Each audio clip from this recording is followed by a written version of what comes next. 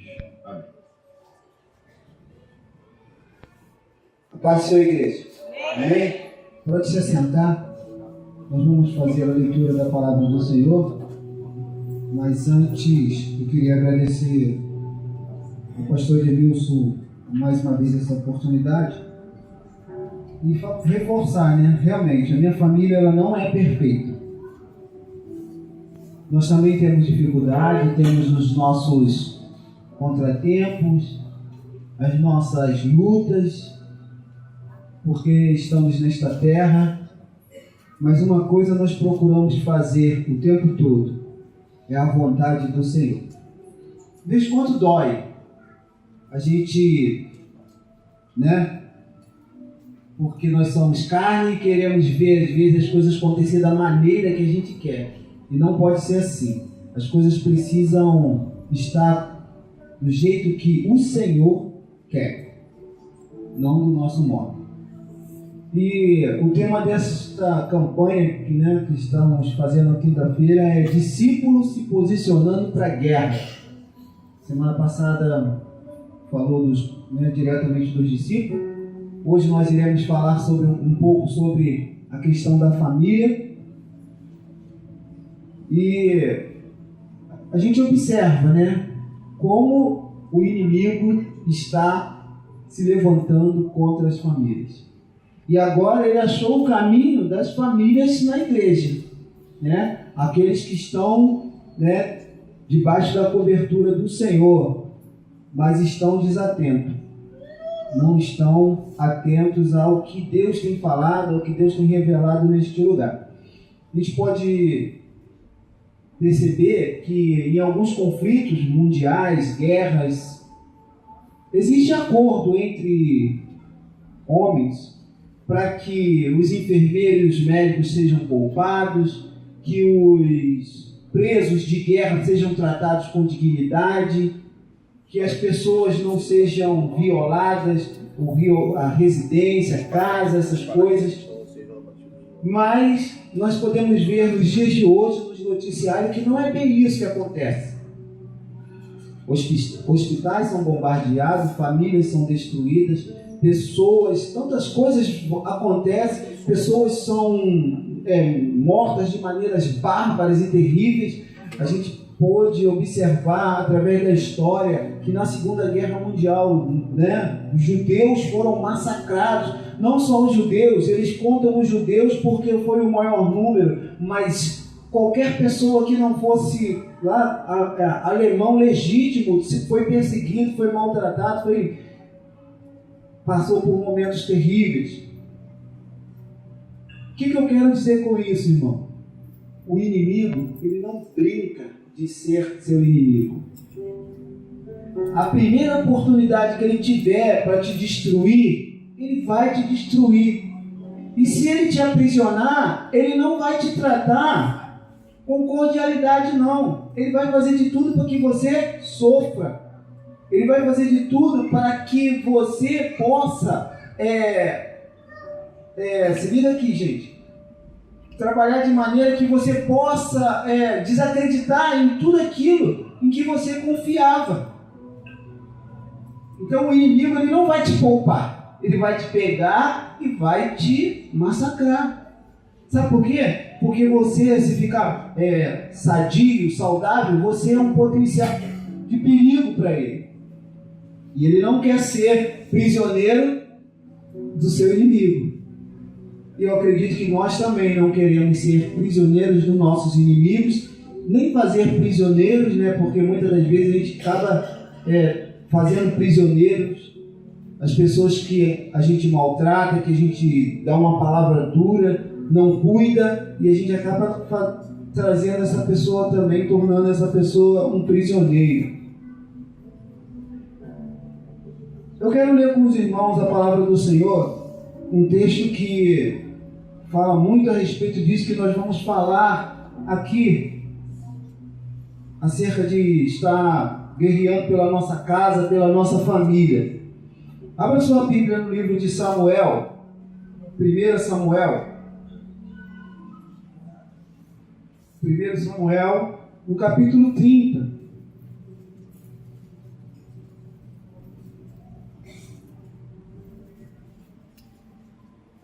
Primeiro livro de Samuel, no capítulo 30.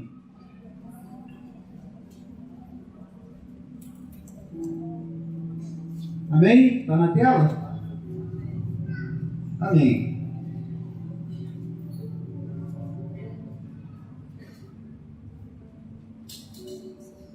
Eu aprendi uma vez que o barulho das folhas da Bíblia passando de um lado para o outro, isso incomoda o inferno, porque o inimigo entende que nós estamos tendo conhecimento da palavra.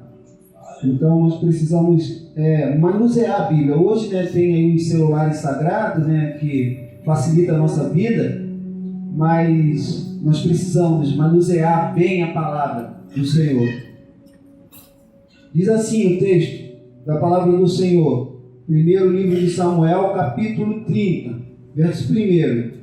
Sucedeu, pois, que, chegando Davi e seus homens ao terceiro dia em Ziclag, já os amalequitas, com ímpeto, tinham dado sobre o sul e sobre Ziclag, e tinham ferido a Ziclag, e tinham posto a fogo, e levaram cativas as mulheres que estavam nela, porém a ninguém mataram, nem pequenos, nem grandes, tão somente os levaram consigo, e foram pelo seu caminho. E Davi e seus homens vieram à cidade, e eis que estava queimada a fogo, e suas mulheres, seus filhos e suas filhas eram levados cativos. Então Davi e o povo que se achava com ele alçaram a sua voz e choraram, até que neles não houve mais força para chorar. Também as duas mulheres de Davi foram levadas cativas, Ainoã e Jezreelita, e Abigail, a mulher de Nabal, o carmelita. E Davi muito se angustiou, porque o povo falava de apedrejá-lo, porque o ânimo de todo o povo estava em amargura, cada um por causa dos seus filhos e das suas filhas. Todavia, Davi se esforçou no Senhor, seu Deus. Amém? Nós podemos observar nessa passagem, aí no capítulo 30, do verso 1 ao verso 6, que deve ter sido uma angústia, Você chegar de volta no seu vilarejo, chegar de volta na sua casa e encontrar a sua casa totalmente em ruína, destruída a fogo, seus familiares sumidos, e se você sem saber se eles estão bem ou não. Deve ser terrível isso, Isso ocorreu num período em que Davi ainda não era rei de Israel. Ele estava com alguns homens e ele tinha feito uma aliança com os filisteus, e os filisteus iam guerrear contra Israel, mas não queria que Davi participasse com seus homens, para que ele não fosse dito como um traidor do povo de Israel. Então mandaram com que Davi voltasse para essa cidade, porque quando Davi foi se aliançar com eles deram essa cidade para Davi ocupar com seus familiares, com seus soldados. Fica lá. E assim foi. Davi, para não participar do conflito, voltou para essa cidade. E quando chegou lá, encontrou a cidade desta maneira. Mas não ficou por isso, porque Davi foi atrás daquilo que lhe pertencia.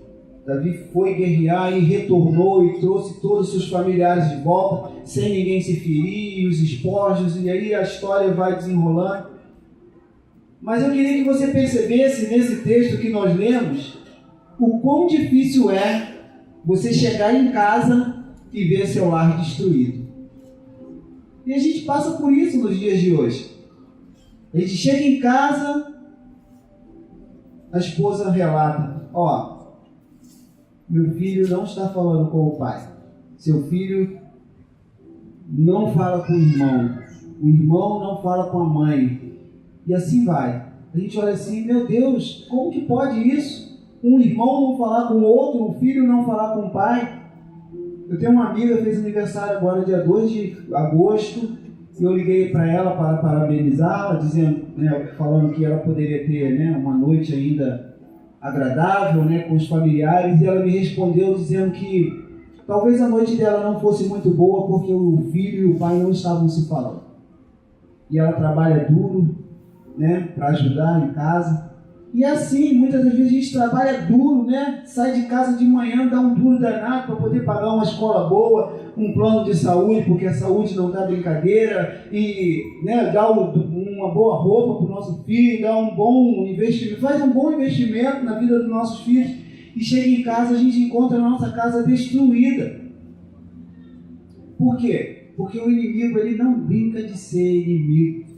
Ele não brinca. Se ele tiver que destruir a sua família, ele vai destruir sem nenhuma pena, porque ele não está preocupado com você. Ele não quer que você permaneça na presença do Senhor. Ele quer destruir a tua casa para te humilhar, para fazer zombaria com você, para dizer assim: você não acredita nesse Deus? E olha o estado que está a sua casa, para fazer com que os seus vizinhos duvidem do Deus que você serve. Como pode? Eles são cristãos há tantos anos e a família está destruída, está desse jeito, daquele jeito. E é isso que o inimigo quer. Mas muitas das vezes nós damos a oportunidade para que ele faça isso. Eu quero meditar com vocês da seguinte maneira, porque foi o que o Senhor ministrou no meu coração para que eu pudesse ministrar à igreja. Na semana passada o pastor Adelilson falou aqui 3 coisas sobre posição, que imediatamente eu peguei uma caneta ali, eu estava sentado ali, eu peguei a caneta e anotei. A primeira delas é o seguinte: posição, a ação de sair da zona de conforto. Ninguém quer sair da zona de conforto. A gente faz um trabalho de oração nas famílias, dos lares, pelas famílias, e a gente vê a dificuldade que é.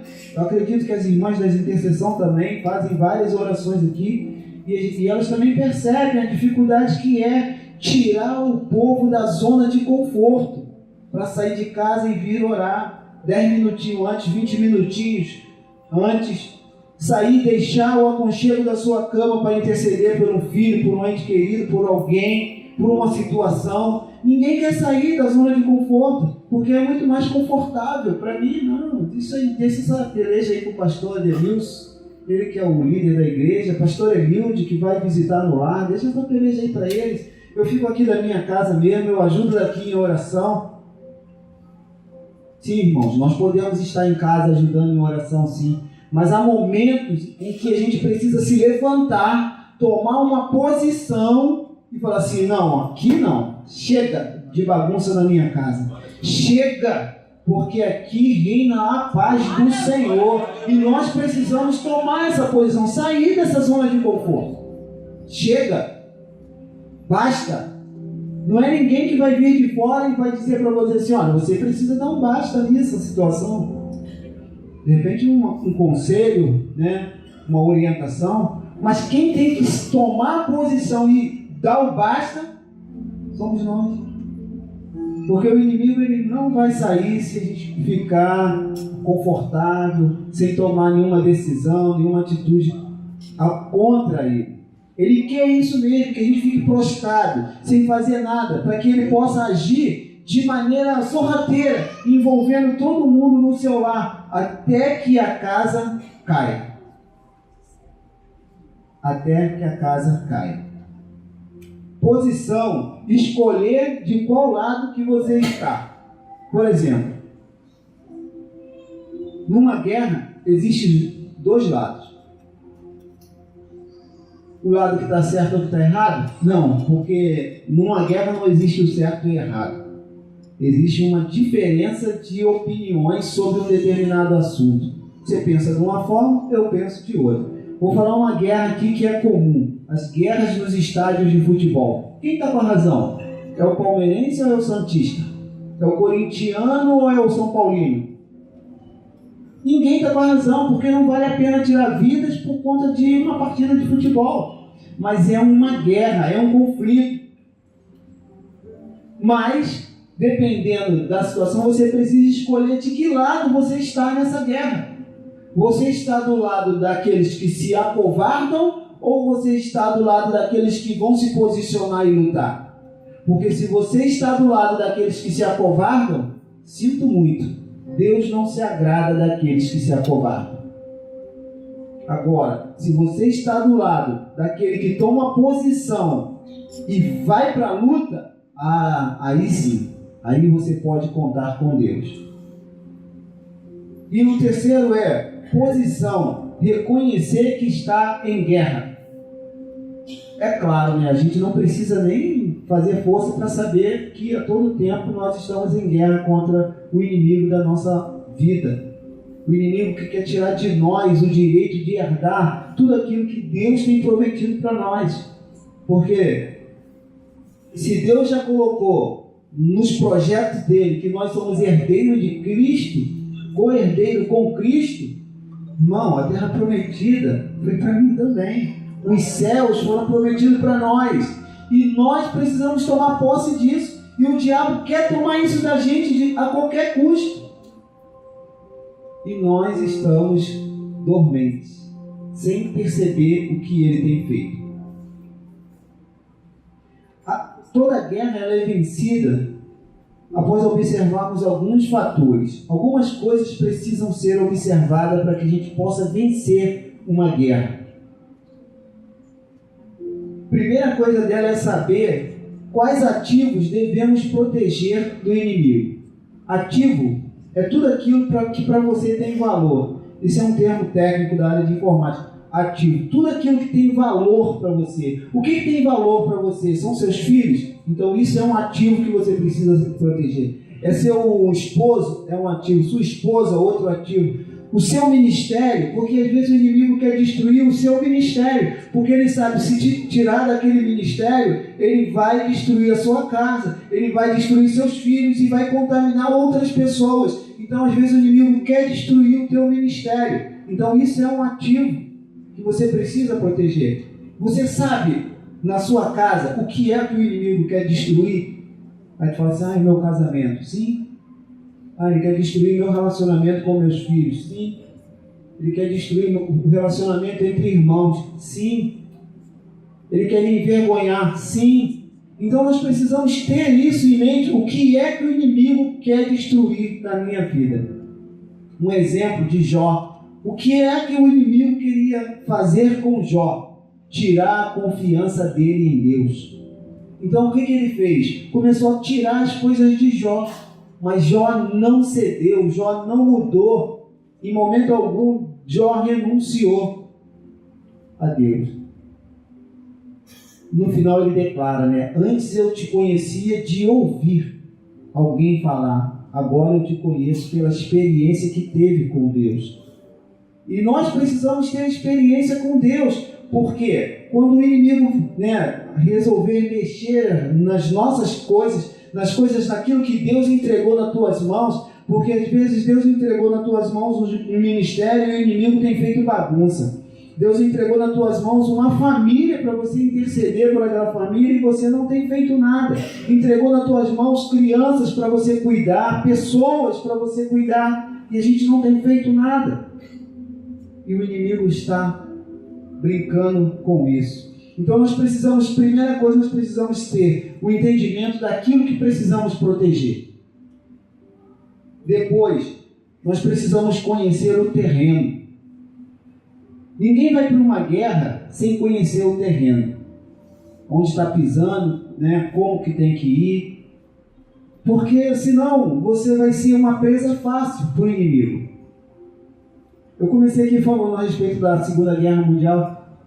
Alguns historiadores falam que Hitler perdeu a Segunda Guerra Mundial porque ele resolveu enfrentar a União Soviética no inverno.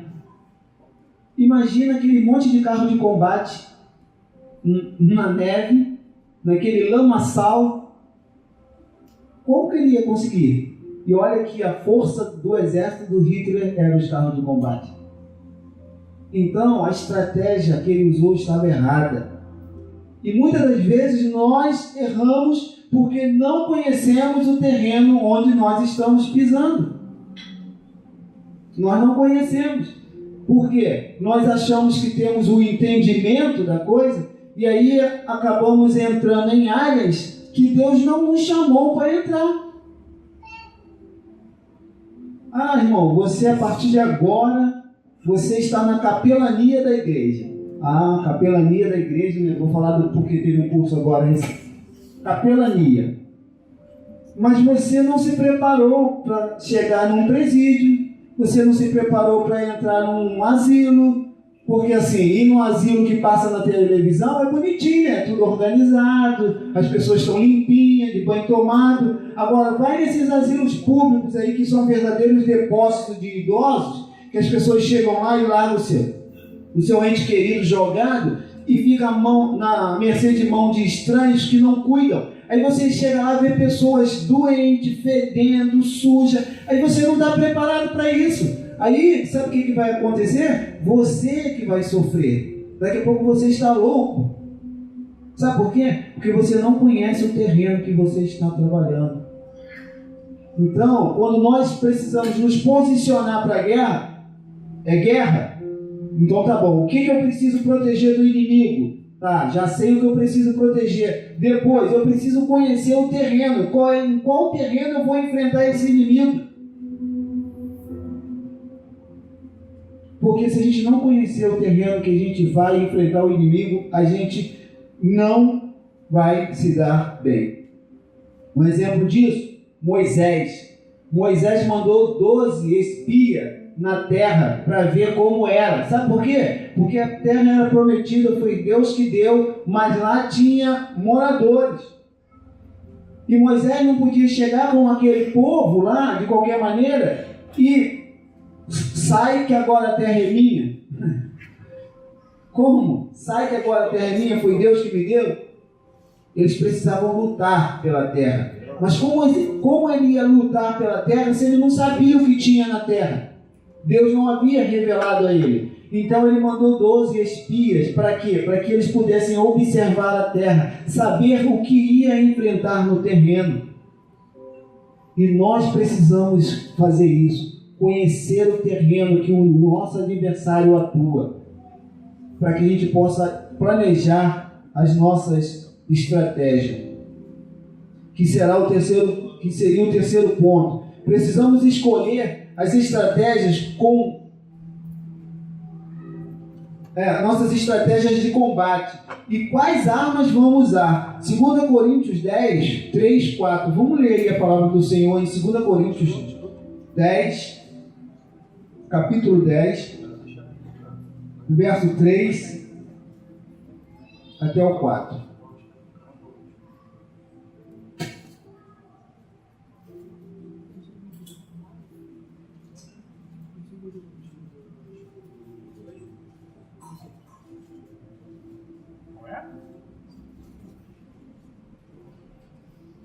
Capítulo 10, do 3 ao 4. Do 3 e o 4. Deixa eu ver como está na minha Bíblia.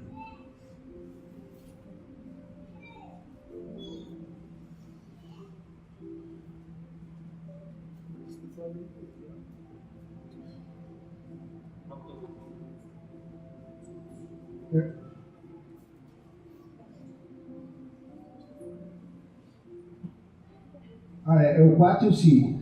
E por Cristo que temos tal confiança em Deus, não que sejamos capazes por nós de pensar alguma coisa como de nós mesmos, mas a nossa capacidade vem de Deus.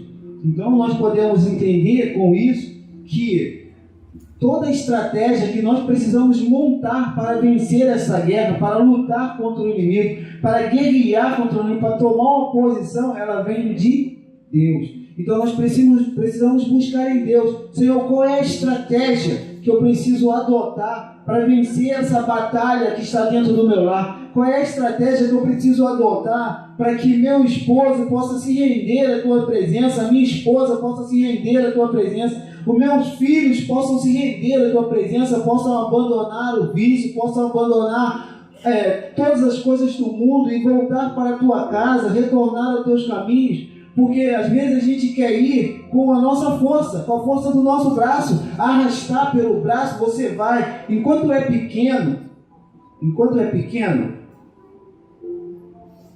dentro do que diz a legislação, nossos filhos são responsabilidade nossa. depois que atingem a maioridade, eles são responsáveis pelos atos deles. São sim. E serão tanto na vida terrena, pessoa jurídica, pessoa física, eles vão responder pelos atos deles. Mas enquanto não são considerados de maior, nós respondemos. Então eles devem obediência a gente. Se a gente falar, vai vir para a igreja assim, vai vir. Tem que vir. Tem que vir conosco. Aqui, a gente vai ver aqui depois no estudo que eu fiz, que vai ter uma palavra para os filhos. Então nós precisamos pedir a Deus, Senhor, nesta peleja, qual a arma que eu vou usar? Qual o posicionamento que eu vou ter? Porque às vezes a gente acha que é pelo muito falar, mas o seu ente querido, o seu familiar está olhando o seu posicionamento diante de Deus em uma determinada situação, para poder também acreditar que você serve a um Deus real. Aí você se desespera, grita, aqui dentro na igreja você tem uma postura, dentro de casa tem outra, no trabalho tem outra, na faculdade tem outra. Como que vão dar crédito àquilo que você fala a respeito de Deus, se você não vive o que Deus fala e faz na sua vida?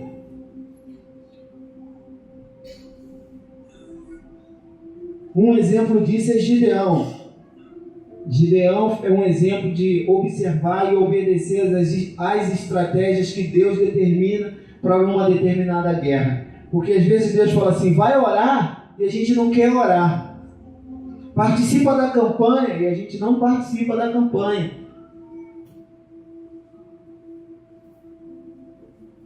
Gideão, Deus falou para ele, convoca o povo, tem muita gente, tira um pouco, saiu. Tem muita gente ainda. Saiu o restante. Gideão ficou com 300 homens. De 30 mil para 300 homens. Para ir contra um exército. Mas Deus deu a estratégia certa para Gideão. E Gideão venceu a guerra. Então nós precisamos crer nisso. Que com as estratégias de Deus, nós iremos vencer. Não é pelo nosso braço, não é pela nossa cabeça, pelo aquilo que a gente acha. Eu acho então que se eu der um castigo para o meu marido, se ele não for para a igreja comigo, não vai ter. Quem é casado sabe o que eu estou falando. Meu namorado não vai me ver essa semana se ele não for para a igreja comigo. Meu irmão, eu dou mesada para o meu irmão, eu não vou dar mais. Não, irmão, isso é chantagem. Isso não é estratégia, isso é chantagem. E não é assim que você vai conseguir trazer aquela pessoa. É com amor.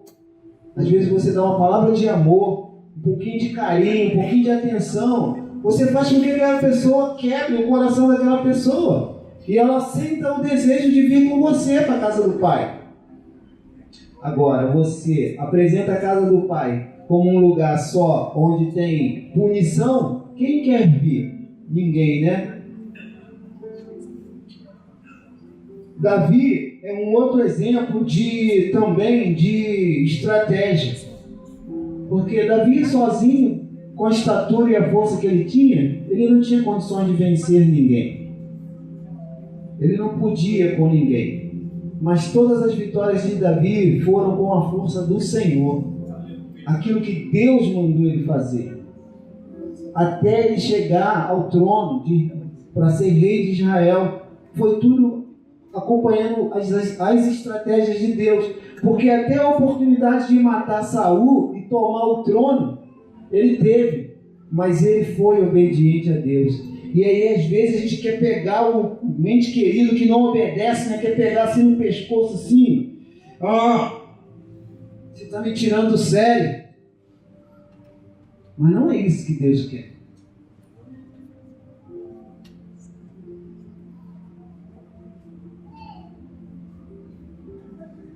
O quarto, estar preparado para o combate.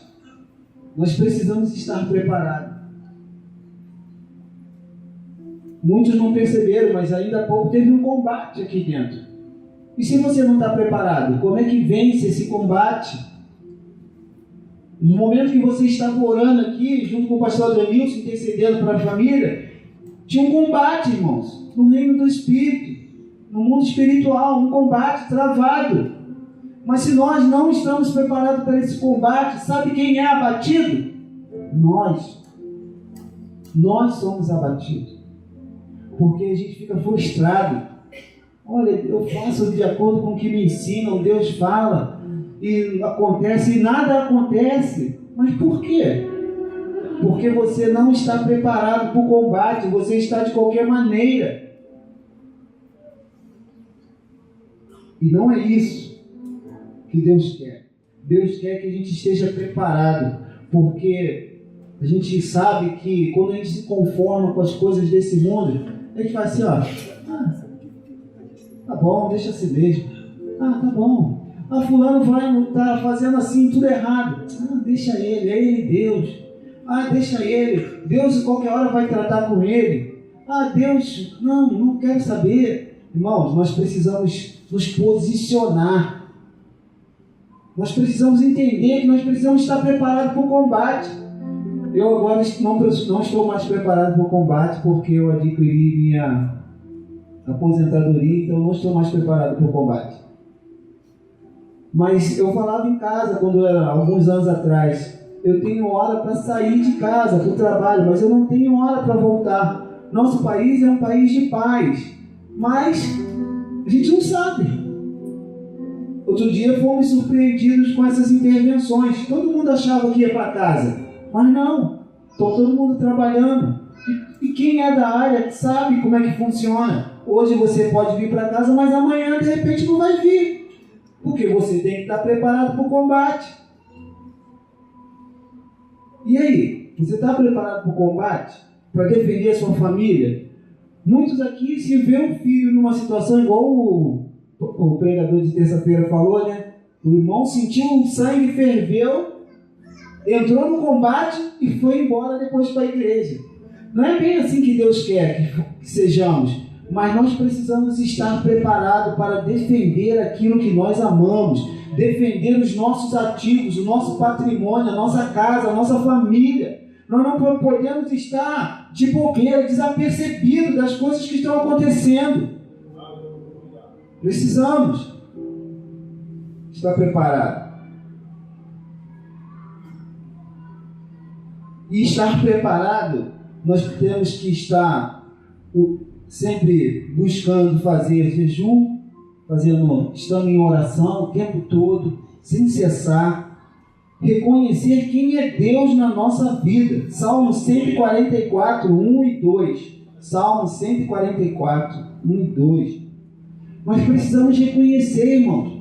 Porque quando nós reconhecemos quem é Deus na nossa vida, o inimigo se apresenta para nós. Você é louco. Você não sabe com quem você está se metendo, rapaz. Eu sou filho do Deus vivo. Eu sirvo a um Deus onipotente, a um Deus onisciente, um Deus do impossível, um Deus das causas que para você são irrelevantes, mas que para Ele tem importância. Pode parecer pequena, mas que para Ele tem importância. E você ainda quer se meter comigo? Você não conhece meu pai? Não conhece? Não. E meu irmão? Conhece meu irmão? Jesus? Meu irmão? Você não conhece? E ainda quer se meter comigo? E muitos de nós ainda temos dúvida quanto a isso. E deixamos as situações, as circunstâncias da vida nos oprimir, nos deixar abatido, nos jogar no chão, nos humilhar. E nessa noite eu tenho certeza que muitos sairão daqui de uma maneira diferente, entendendo que precisa se posicionar pela sua casa. Mas o meu esposo nunca veio. Mantenha-se na posição de combate, guerreando pela sua família, que Deus vai te dar vitória. Deus vai te dar vitória.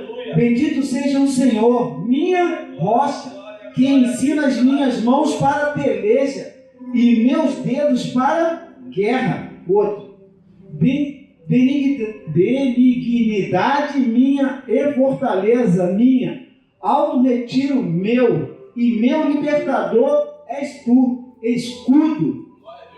escudo meu, em quem eu confio e quem me sujeita o meu povo.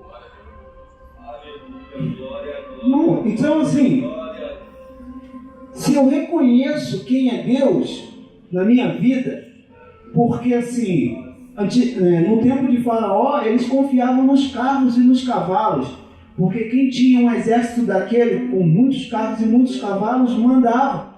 E nós precisamos apenas confiar em Deus. Aleluia! Porque quando confiamos em Deus, nós temos a certeza da vitória.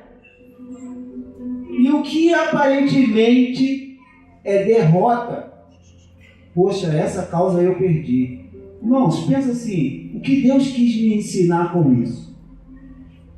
E o que às vezes é uma aparente derrota, lá na frente vai ser vitória. Ruth e Noemi. A Bíblia relata a história dessa mulher com 2 noras.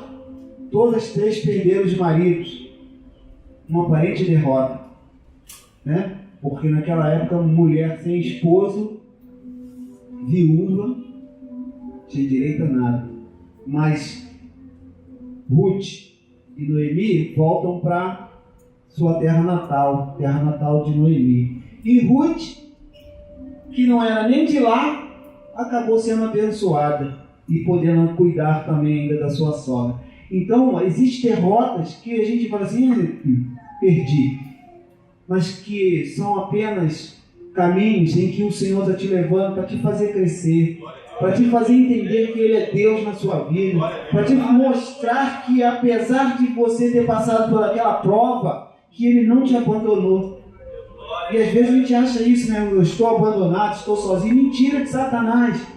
Mentira de Satanás. Você não está sozinho. Você não está sozinho. Quando você levantou a mão para o Senhor e disse que aceitava o Senhor como Senhor da sua vida, Ele não te abandonou nunca. Muitas das vezes a gente vira as costas para Ele, né? Não quer mais falar com Ele, fica de mal, sei lá. Mas Ele está ali, esperando você dizer assim, Senhor, estou fraco, estou abatido, eu preciso da sua ajuda. Eu preciso que o Senhor me ajude a me levantar novamente. E Ele com certeza vai estender a mão para que você possa se levantar. Então nós precisamos reconhecer quem é Deus na sua vida. Manusear bem a palavra para não ser confundido. 2 Timóteo capítulo 2,15. O bom obreiro manuseia bem a palavra do Senhor. Nós não precisamos saber tudo. Eu tenho um amigo que é espírita praticante. Às vezes, quando eu estava trabalhando, ele me perguntava assim, lá naquele teu livrinho da capa preta,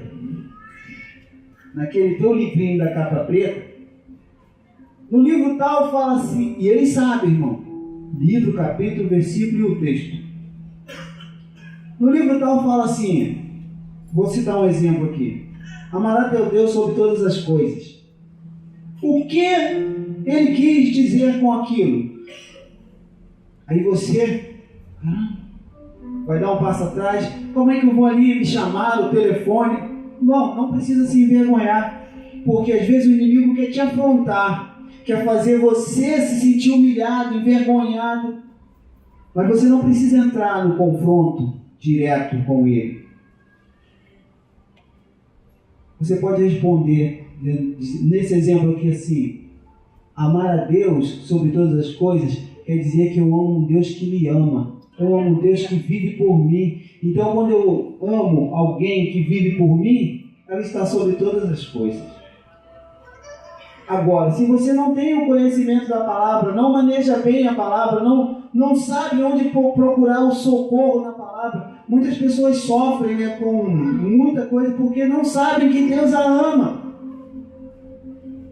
Não sabe. Porque não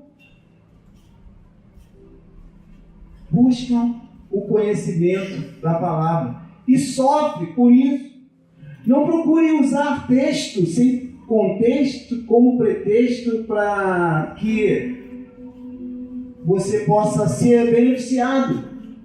Porque tem gente que discute até usando a Bíblia, né? Porque a palavra do Senhor diz assim, diz assado. Ei, peraí, tem que ver o contexto que foi aplicado aquilo para aquela época. Porque às vezes o contexto que foi aplicado aquilo para aquela época não serve porque você está querendo aplicar naquele momento. Então, se nós temos o conhecimento da palavra, nós iremos usar a palavra certa, no dia certo, no momento certo. Isaías 54. Isaías 54.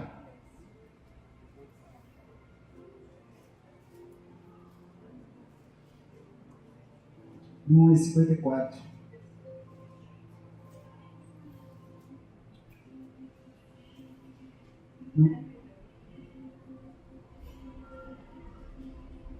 Não é o 54. Depois eu lembro e falo. Porque assim, muitas das vezes, né, a gente ouve, né, alguém falar assim: ih, rapaz, aquela macumbeira ali que trabalha contigo. Irmão, esquenta a cabeça não, porque a palavra me garante que sobre a minha tenda não há encantamento, não vale. Pode fazer o que quiser, bota teu nome na boca do sapo, o meu nome na boca do sapo, não vale. Agora, se você não conhece a palavra, sabe o que acontece? Você fica com medo.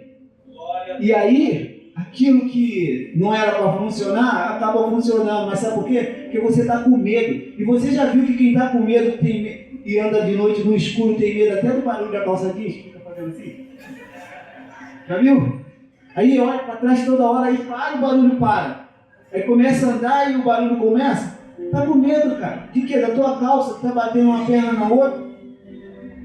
E é assim. Isso funciona assim. Porque se você entende a palavra do Senhor, você reconhece que foi resgatado pelo sangue de Jesus, que Ele pagou um alto preço para te tirar de onde você estava, te colocar numa posição de honra como filho de Deus. Reconhece isso, irmãos. É a palavra. Sobre a minha tenda não vale encantamento. Então, pode profetizar lá os diabos o que quiser sobre a minha família, porque eu sirvo a um Deus que me guarda, e Ele tem prazer em me guardar, Ele tem prazer em guardar a minha casa, mas eu preciso tomar a posição de guerreiro, de soldado, porque se a gente não tomar essa postura, o inimigo vai brincar com a gente, vai fazer o que quiser. Então nós precisamos manusear bem a palavra do Senhor. E aonde é que a gente aprende, pastor Edmilson, a manusear bem a palavra do Senhor? EBD, Escola Bíblica Dominical, congressos que a gente faz aqui, a gente já tem, sabe, busca ensinar a palavra do Senhor. Mas aí você vem domingo de manhã na igreja, a igreja está vazia. Não tem ninguém interessado em saber como manusear bem a palavra do Senhor. Porque soldado nenhum vence uma guerra se ele não souber usar o armamento que está disponível para ele. É verdade. Não vence, irmão. Não vence. Sabe por quê? Porque a gente não consegue usar a arma certa. E a palavra do Senhor é a arma certa para todas as necessidades. Quinto, precisamos enfrentar o inimigo crendo na vitória. Crendo na vitória. É difícil, né? Eu vou para a guerra. Eu indo para uma guerra e eu preciso crer que vou ganhar? Não, se você já entrou derrotado, não precisa ir lá, pô. Levanta uma bandeira, tem um negócio aí que tu pega uma bandeira branca de trás de uma trincheira. E o inimigo já sabe que você está derrotado. Agora, se você colocar no seu coração, essa peleja eu vou vencer. Essa guerra eu vou vencer, porque o Senhor dos Exércitos está diante de mim. Ele luta as minhas pelejas, Ele guerreia as minhas guerras, e eu tenho certeza que eu vou vencer. Agora, só um aviso. Deus é justo. Então, não peça a Deus para entrar em guerras que você sabe que você está errado. Porque essa guerra, Ele vai até entrar contigo, mas vai ser para te corrigir. Então, vai chamar Deus para a guerra, para o conflito, para que tu possa vencer, crendo na vitória. Chame Ele para as guerras que são verdadeiras, Porque muitas das vezes nós nos metemos em confusão e achamos que Deus tem que vencer as nossas guerras. Eu vou comprar. Se Deus quiser, eu consigo pagar. Não, irmão. Que isso? Deus não é teu fiador, não. Ele é alguém que proporciona que você tenha prosperidade. Ele te faz, caminhar. Mas faça o seu planejamento. Porque senão é fácil. Eu vou entrar nessa confusão aí e depois deixo na mão de Deus que Ele resolve. Não é bem assim, não. Deus é justo. É justo.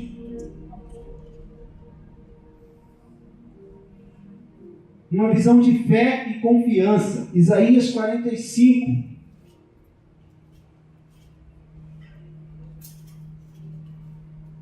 Assim diz o Senhor ao seu ungido, a Ciro, a quem toma pela sua mão direita, para bater as nações diante da sua face. Eu soltarei os lombos dos reis para abrir diante deles as portas, e as portas não se fecharão. E eu irei adiante de ti, e endireitarei os caminhos tortos, quebrarei as portas de bronze, despedaçarei os ferrolhos de ferro, e te darei os tesouros das escuridades e as riquezas encobertas, para que possas saber que eu sou o Senhor, o Deus de Israel, que te chama pelo teu nome. Olha o Deus que nós servimos. Além de ir na nossa frente, Ele nos dá os tesouros escondidos. Deixa eu seguir porque não vou passar da hora.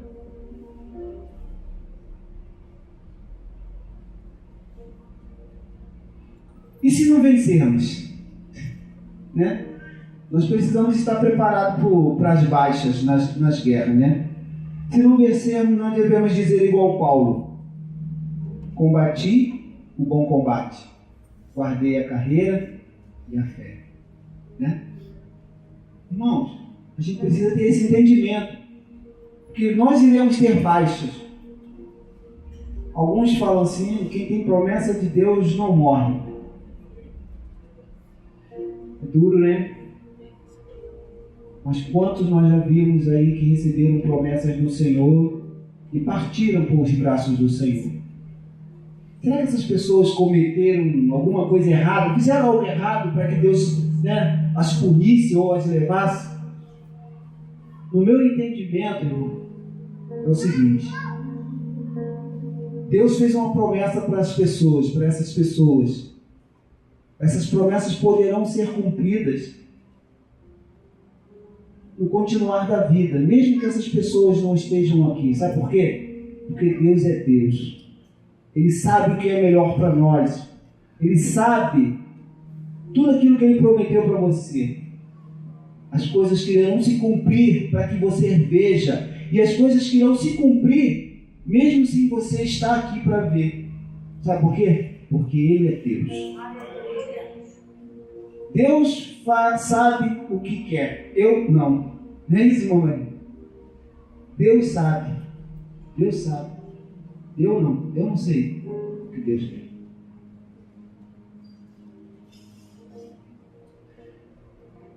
Estar preparado para o combate, não se preparar para uma guerra em tempo de paz. Outro dia a gente estava falando isso aqui, Não sei. Mas qual é o exército que se prepara para um combate no tempo da guerra? Me explica aí. Ninguém, irmão. Os exércitos se preparam para o combate em tempo de paz. Sabe por quê? Porque no tempo de paz você tem tempo para planejar as coisas, para saber qual o melhor caminho, qual a melhor estratégia, qual a melhor arma. Agora, você espera o conflito acontecer para que você vá se preparar para a guerra. E nós não podemos deixar isso acontecer. Nós precisamos o quê? Nos preparar. Como se preparar então? Manter a posição para não perder terreno para o inimigo. Às vezes a gente abre a porta da nossa casa para todo tipo de imundícia entrar.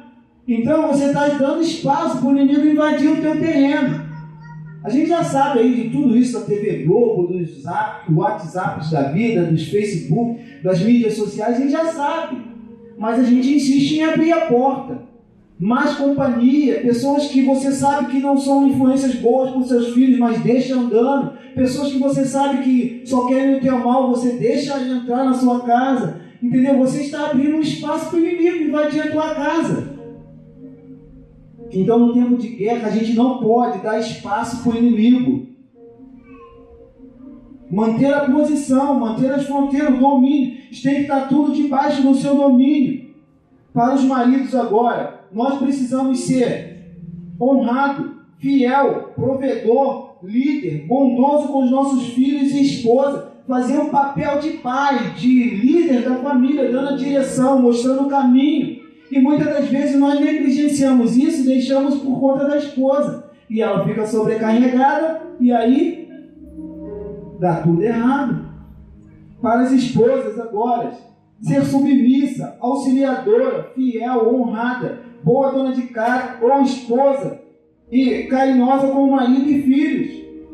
E muitas das esposas não querem mais saber disso. Por quê? Não, eu trabalho fora, ele também, são direitos iguais. Eu não vou mais fazer isso, não vou mais fazer aquilo, porque não é mais meu papel. Porque eu sou a provedora do lar agora, eu que cuido, eu que meu marido não está trabalhando, eu estou... Irmão, não foi nada disso que o Senhor falou, não. Ele quer, e é bíblico isso.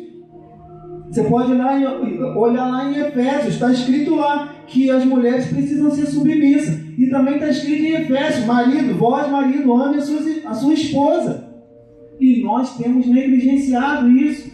E temos deixado brechas dentro da nossa casa para o inimigo agir. Então, muitas das vezes a gente acha que o inimigo está do lado de fora, guerreando contra a gente. Não, o inimigo já está dentro do nosso lar, fazendo uma bagunça, porque nós não estabelecemos o território. Nós não dominamos o nosso território. Não colocamos Deus como prioridade dentro da nossa casa. Nós não levantamos um altar de adoração ao Senhor dentro do nosso lar. E queremos ficar à vontade, na nossa zona de conforto. E o inimigo está lá, destruindo a nossa casa. Agora para os filhos. Sejam obedientes. Honre pai e mãe. Sejam bondosos um para com os outros, irmãos, e para com os pais. Sejam dignos e tementes a Deus. Filhos, mandamento com promessa. Honra pai e mãe para que se prolongue seus dias na terra.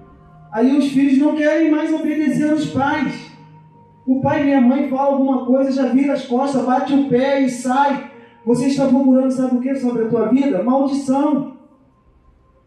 Antigamente, na minha época, quando eu era criança, acho que é aqui dos mais idosos aqui, a gente não saía de casa sem falar assim, benção mãe. A sua bênção, mãe. Quando chegava, mãe, cheguei, a sua bênção. Hoje os filhos saem e não dão nem bom dia para os pais. Quando tu vê, ué, cadê fulano? Já foi, ó. E às vezes nem voltam e nem dão satisfação de onde estão. Eu agradeço a Deus porque lá em casa isso funciona. Graças a Deus por isso. Glória a Deus por isso. Mas hoje muitos filhos estão aí. Uma sociedade totalmente desregrada, sem controle, sem nada. Então os filhos não estão nem aí para os pais, não obedecem aos pais. E olha, não existe ninguém no mundo que queira mais o seu bem, filho, do que seus pais. Seus pais precisam ser os seus melhores amigos. Se não são, pais, procurem consertar isso, porque às vezes é culpa nossa. Nós não nos achegamos aos nossos filhos, não damos ouvido ao que ele está falando. Achamos que qualquer entretenimento opcional serve para substituir a nossa presença na vida dos nossos filhos. E nós precisamos fechar todas essas portas. Nós precisamos fechar todas as portas, todas as brechas, tudo aquilo que facilita a ação do inimigo na nossa vida, na nossa casa, contra a nossa família, contra aquilo que Deus tem entregue nas nossas mãos. Nós precisamos fazer isso. Precisamos nos posicionar.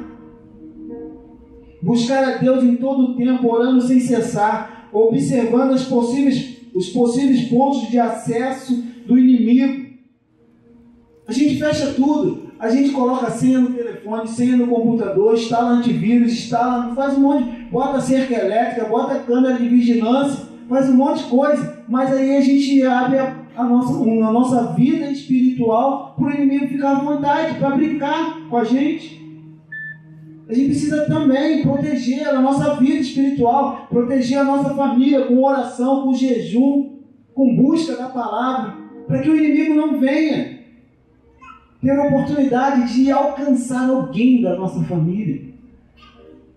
A Bíblia fala que ele está ao redor, esperando só uma oportunidade. E às vezes é a gente que dá essa oportunidade. Lembra aquela história do ponto cego? Pois é, aí às vezes o inimigo está ali no nosso ponto cego e a gente está moscando, olhando para ontem, e quando se depara, está de cara com o inimigo. E aí não tem mais para onde correr.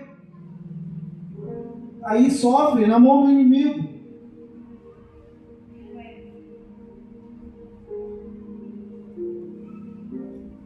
Buscando fortalecimento espiritual. Nós precisamos buscar o fortalecimento espiritual, irmão, através do conhecimento da palavra. Acima de tudo, saber que a sua salvação teve um alto preço e não está negociável. Nós temos que aprender a não negociar aquilo que Deus deu para a gente. Ele vai pedir para a gente prestar conta de novo, depois, igual a parábola dos talentos. Nós precisamos aprender a fazer isso, a não negociar aquilo que é precioso para nós. Eu não abro mão da minha casa. Eu não abro mão da minha casa. E nós não devemos fazer isso, abrir mão. Não, agora já perdi para o mundo. Perdeu não, irmão. Não percas esperança. Até o último dia, o teu filho pode ser salvo pelo Senhor. O exemplo é o ladrão da cruz, a única oportunidade que ele teve. Mas ele percebeu quem era Cristo. Percebeu quem era Cristo. E a gente não sabe o que Deus tem preparado para a nossa vida. Então nós precisamos a cada dia viver intensamente o que diz a palavra do Senhor, orando sem cessar, buscando a palavra, tendo um entendimento, amando o próximo, ajudando quem precisa de ajuda, para que a palavra do Senhor possa fluir da nossa vida, as pessoas possam olhar em nós e querer servir ao Deus que a gente serve. Não porque a gente falou, mas porque ele viu a presença de Deus em nós.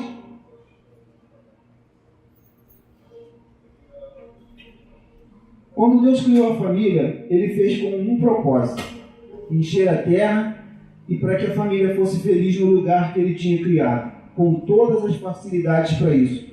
Mas a falta de vigilância do casal deixou com que o pecado entrasse para tirar o propósito inicial de Deus. Essa guerra não acabou ainda, pois as famílias têm sido vencidas dentro e fora da igreja, porque têm deixado suas armas de lado, tornando-se fracas, despreparadas e sem visão, tornando presas fáceis para o ataque do inimigo. Muitos de nós estamos cansados de lutar, né? E temos baixado a nossa arma. É tempo de erguer a sua arma. É tempo de levantar o seu escudo. É tempo de voltar a lutar por aquilo que Deus te deu. 1 Timóteo, capítulo 5, verso 8, diz assim: mas se alguém não tem cuidado dos seus, e principalmente dos da sua família, negou a fé e é pior do que o infiel. Então reflita nessa palavra, reflita nesse momento acerca disso. E eu, com permissão do pastor Denilson, 10 minutos para terminar, eu quero levantar uma oração agora com os irmãos, queria convidar a igreja a se colocar de pé. Reflita nisso. Nós precisamos ser fiéis à palavra do Senhor. Precisamos entender que nós precisamos nos posicionar nesse campo de batalha, para que o inimigo não venha tirar de nós aquilo que o Senhor deu. Nossos filhos, nosso lar, nossa paz, nossa alegria, o ministério, nossa família. Porque ele não tem direito para isso. Amém? Eu quero orar com você neste momento.